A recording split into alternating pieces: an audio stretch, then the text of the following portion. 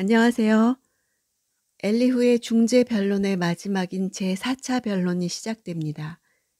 오늘 본문은 욥기 37장 1절에서 13절입니다. 1, 2절. 이러니 내 마음도 떨리고 펄쩍펄쩍 뛰는 것입니다. 잘 들어보십시오. 천둥 같은 그분의 음성, 그 입에서 나오는 우레 같은 소리를 말입니다. 사람들은 하나님의 소리인 천둥과 우레 소리에 항상 두려움을 느끼고 놀라워서 심장이 심하게 뛴다는 것입니다. 다시 복수 명령형으로 바뀌면서 들으라고 명령하는 대상이 욥뿐 아니라 새 친구들까지 포함된다는 사실을 알 수 있습니다.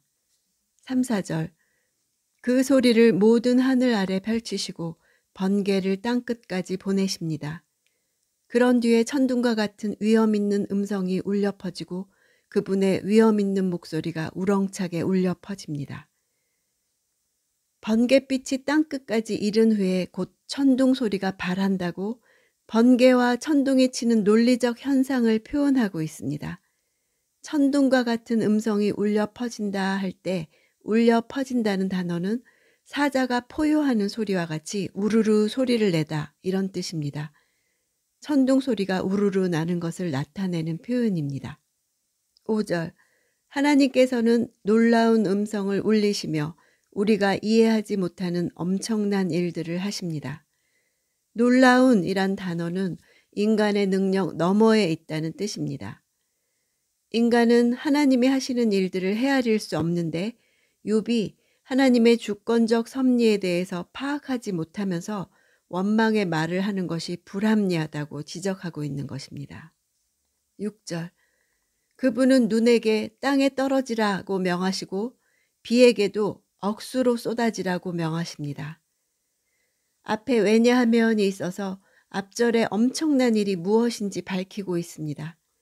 팔레스틴의 겨울을 묘사합니다. 근동의 기후 특성상 근동 사람들은 눈이 내리는 현상을 아주 신비롭게 여겼기에 눈이 내리는 현상을 들어서 하나님의 권능을 말하고 있습니다. 하나님이 명하시는 일은 이 땅에 다 이루어진다는 것입니다. 7절. 그분은 모든 사람의 손을 봉해 사람으로 하여금 그분이 하시는 일을 알게 하십니다. 손을 봉한다는 것은 일을 하지 못하도록 손을 묶어두는 것을 말합니다. 근동 지역에 겨울에 내리는 많은 비 때문에 사람들이 밖으로 일하러 나가지 못하고 집에서 가만히 쉬고 있는 상태를 은유적으로 표현한 말입니다. 9절. 남쪽에서는 태풍이 나오고 북쪽에서는 한기가 나옵니다. 고대 근동 사람들은 폭풍이 남쪽에서 불어오는 것을 보고 그곳 깊은 곳에 광풍을 저장해 놓은 방이 있다고 생각했습니다. 여기에 나오는 남쪽에서 불어오는 태풍은 이미 1장에서 욥의 자녀들을 죽음으로 몰아넣은 바로 그 태풍입니다. 11절. 또 두터운 구름을 물기로 적시시고 번개 구름을 널리 퍼뜨리시니. 물기로 구름을 적신다는 것은 구름이 형성되는 과정을 묘사한 것입니다. 고대인들은 육지와 바다와 공기 중의 습기를 구름 위에 거듭 실어서 구름이 커지는 것으로 과학적 사실을 이해했습니다. 번개 구름은 습기를 모아서 구름을 만들고 그것이 점점 더 커져서 번개를 내릴 구름으로 자라게 된다는 뜻입니다. 12절 13절. 구름은 그분의 계획대로 운행되는 것으로 땅의 온 지상에서 그분이 명령하시는 대로 수행합니다. 그분이 징벌을 내리실 때나 혹은 땅을 위해서나 혹은 은총을 베푸실 때도 비를 내리십니다. 겨울 폭우와 비의 목적은 세 가지입니다. 첫 번째 목적은 징벌입니다. 징벌이란 단어는 히브리어에서 목자의 지팡이를 가리킵니다. 목자는 양들이 고집을 피우며 움직이지 않을 때 지팡이를 사용합니다. 두 번째 목적은 땅을 위한 것입니다. 세 번째는 은총을 베푸심입니다. 겨울 날씨는 단지 징벌만이 아니라 대지와 인간을 향한 은총을 위해 작동하는 것입니다. 이것은 하나님의 능력이 그분의 자비와 균형을 이루고 있다는 증거입니다. 엘리후의 마지막 권면은 38장 이후에 하나님이 등장하셔서 하시는 말씀과 내용이 매우 흡사합니다.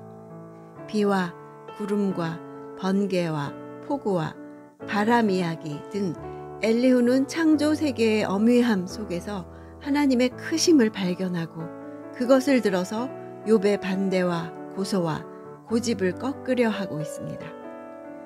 창조 세계 가운데 하나님의 크심을 발견하는 점에서는 엘리후와 욥이 같습니다. 그러나 엘리후는 놀라운 일을 행하시는 하나님의 초월성만을 말했다면 욥은 그 하나님께 나아가 내가 이렇게 고통스럽다고 말하고 있는 것입니다. 하나님의 초월성과 인간의 이해 불가능성 앞에서 우리는 어떤 신앙의 태도를 가져야 할까요? 초월적이신 분이 바로 내 안에 살기 위해 오셨다는 사실을 잊지 않아야 합니다. 내 안에 거하시면서 나와 동행하시는 하나님이 계시다면 폭풍 속에서도 안식을 누릴 수 있습니다. 그것이 우리의 신비요 능력입니다. 욥기 파이팅입니다.